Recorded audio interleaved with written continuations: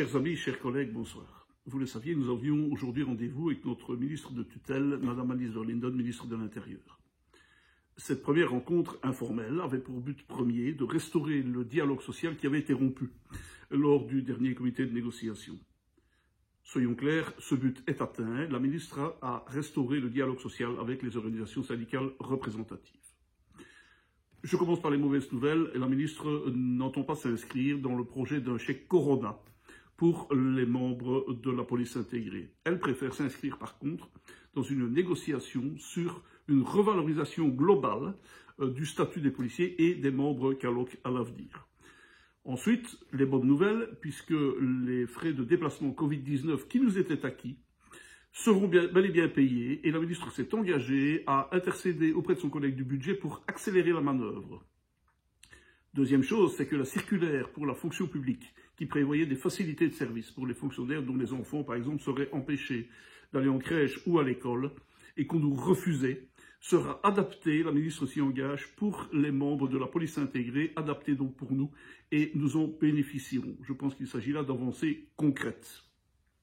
Ensuite, la ministre s'engage à faire reconnaître les problèmes de santé Covid-19 comme une maladie professionnelle pour les membres de la police intégrée. C'est également une avancée positive que nous avions obtenue.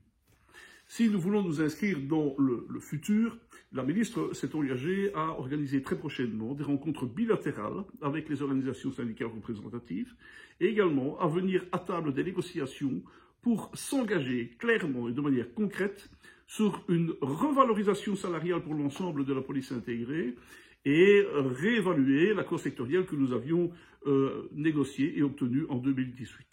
Voici donc toute une série d'avancées concrètes auxquelles la ministre s'est engagée aujourd'hui, qui doivent être bien entendu traduites lors du prochain comité de négociation du 25 novembre.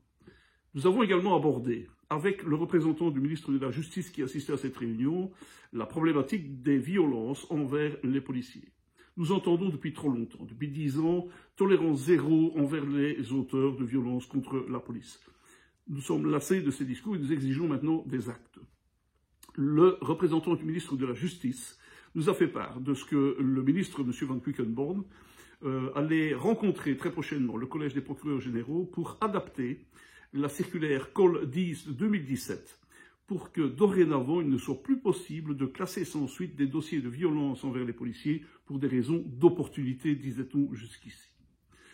Nous devons encore évidemment concrétiser tous ces dossiers, tous ces engagements de la ministre dans des protocoles, c'est très clair. Soyez également assurés que nous avons, et c'était une demande de nos membres, abordé tous les dossiers de notre cahier de revendication, et principalement, bien sûr, la NAPAP, qui est pour nous un point essentiel pour offrir à nos anciens une porte de sortie honorable. La ministre s'est engagée à défendre cette NAPAP, à la pérenniser et à l'inscrire de manière structurelle dans notre statut. C'est donc pour nous une avancée majeure. Nous vous tiendrons bien entendu au courant des avancées que nous obtiendrons et des concrétisations de tous ces engagements de la ministre pour le futur. D'ici là, notre mot d'ordre reste le même. Prenez soin de vous, veillez en top priorité à votre santé, à votre sécurité, à celle de vos collègues lorsque vous êtes dans le service. Prenez soin de vous et de ceux qui vous entourent.